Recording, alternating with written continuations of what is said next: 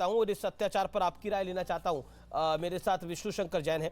जैन साहब, ये अत्याचार हो रहा है, सेना के पास 18 लाख एकड़ है, रेलवे के पास 12 लाख एकड़ है, वक्फ के पास 8 लाख एकड़ की जमीन है, तीसरी बड़ी ताकत है जमीन के मामले में वक्फ बोर्ड, लेकिन अत्याचार पूरा हो रहा है।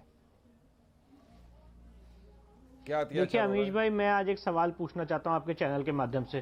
कृपया मुझे कोई इस देश का लीगल न्यूमनरी ये बताए, सेक्शन 5, 6, 7, 8 और सेक्शन 8 स्पेसिफिकली जो वक्फ बोर्ड की संपत्ति का सर्वे करवाता है और उस सर्वे का खर्चा राज्य सरकार वहन करेगी। मैं पूछना चाहता हूं आज आपके चैनल के माध्यम से कि क्या ऐसा प्रोविजन किसी हिंदू के लिए है क्या? सेक्शन 53, 54 अगर वक्फ की कोई संपत्ति इंक्रोच कर लेता है तो वक्फ एसएसपी और डीएम को ऑर्डर करके उसको हटा सकता है और बाकी लोगों के लिए एक लंबी सिविल कोर्ट में लीगल लड़ाई होगी 20 साल के लिए। क्या ऐसा कोई प्रोविजन हमारे लिए है क्या? Section 40 sub clause 3, section 40 sub clause 3 जो वक्फ बोर्ड को असीमित अधिकार देता है किसी भी संपत्ति को वक्फ संपत्ति घोषित करने का, जिसके तहत ताजमहल को वक्फ संपत्ति घोषित किया जा चुका है। क्या ऐसा अधिकार हमारे पास है क्या? सेक्शन 85 अगर वक्फ का कोई डिस्प्यूट होता है तो वो वक्फ ट्राइब्यूनल जाएगा जहां पे इस्लामिक लॉ का जानकार होगा। क्या ऐसा कोई प्रोविजन हमारे लिए है क्या? सेक्शन 101 जहां पे वक्फ के जो मुतवल्ली है उनको पब्लिक सर्वेंट का दर्जा दिया जाएगा। क्या मेरे किसी पुजारी पुरोहित शंकराचार्य महंत को पब्लिक सर्वेंट का दर्जा दिया गया है क्या? सेक्शन 107 जहां पे वक्फ की प्रॉपर्टी के लिए कोई लिमिटेशन नहीं रहेगा, जब मन चाहे वो वक्फ डिक्लेयर कर सकते हैं, उनके लिए कोई समय सीमा नहीं रहेगी। ऐसा कोई प्रोविजन हमारे लिए है क्या? सेक्शन 108 जब बंटवारा हुआ था, जब पाकिस्तान से जो हिंदू यहाँ पे आए थे और उनकी जो संपत्ति वैक्यू प्रॉपर्टी थी, उनकी जो प्रॉपर्टी थी वैक्यू प्रॉपर्टी बता रहे थे, उस प्रॉपर्टी को वक्फ संपत्ति घोषित कर दिया। उस संपत्ति को क्या कहते हैं, वक्फ संपत्ति घोषित कर दिया और आज वक्फ बोर्ड रैंक पूरा पंजाब हरियाणा जल रहा है इस प्रॉब्लम से। और जब मैं ये बात रेस कर वारिस भाई, अगर अत्याचार होता तो मोदी का शासन और योगी का शासन और अमित शाह का शासन इसको हटा देता है। इन सब चीजों को हटाया नहीं है, सिर्फ ये कहा जा रहा है कि एक मांग उठ रही है, वो भी एक सांसद मांग उठा रही है और वो कह रही है कि एक सनातन बोर्ड भी अब होना चाहिए, वक्त आ गया है। लेकिन सनातन बोर्ड की मांग उठाना भी अत्याचार की श्रेणी में कैसे आता है? कृपया करके एक्सप्लेन करिए। 40 सेकंड आपके अगले। वारिस भाई, अमीश भाई, ये जो लोग बोल रहे हैं ना, जो योगी जी भी बोल रहे हैं कि हमारा देश हिंदू राष्ट्र था, है, रहेगा, ये सब मैं बताना चाहता हूं कि योगी जी आपको शोभा नहीं देता। आपने तो संविधान की शपथ लेकर अब उत्तर प्रदेश के मुख्यमंत्री बने हो।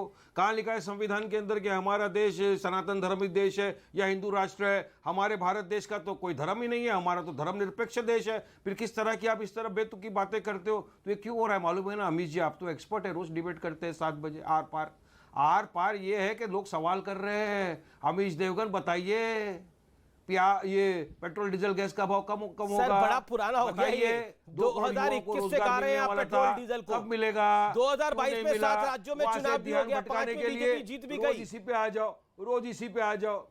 रोज इसी पे नहीं, जितनी तो पब्लिक ने मैंडेट दिया है सरकार चलाने का, हारी भी है। विष्णु शंकर जैन बताओ, हिमाचल प्रदेश बताओ, दिल्ली बताओ। विष्णु जी का जवाब। Vishnu ji 30 second. Then Majid Haidari and Rizwan Ahmed. दे के खरीदे वो स्टेट के भी नाम। ठीक है वारिस भाई, सारे ये बात क्यों कह रहा हूं पूरे मैंडेट से, वो तो बताओ हमको। अमीश जी, मैं एक उदाहरण देना चाहता हूं। कृपया करके कर्नाटक का जो हनुमान जन्मभूमि का मंदिर है उसको जरा देखें, जो अंजनाद्री हिल्स में आता है। वो मंदिर सरकार ने टेक ओवर कर लिया एच डी कुमार स्वामी गवर्नमेंट ने, और 18 जुलाई 2018 को किया। तो हमने केस किया है कर्नाटका में, धारवाड़ कोर्ट में हम लड़ रहे हैं। पर पॉइंट ये, मेरा कहना ये है कि अगर किसी, आज हम यहाँ पे डिबेट क्या कर रहे हैं, चर्चा का विषय क्या है कि हिंदू बोर्ड का गठन क्यों होना चाहिए, उसके लिए मैं आपको उदाहरण दे रहा हूं। गठन इसलिए होना चाहिए ये जो आप बता रहे हो सारे सेक्शन हमारे पास है, घटनाएं सेक्शन में ये, सेक्शन में ये सर। वारिस भाई बताओ, पार्लियामेंट के अंदर जाओ, डिबेट रखो, बिल डालो, बिल नहीं पास हो प्राइवेट मेंबर बिल लाओ। सर बहस होएगा तो दूध का दूध, चाय का पानी हो जाएगा। मेरे लिए तो सबको, सर मेरे लिए तो न्यूज़ 18 और अमीश देवगन ही मेरी पार्लियामेंट है।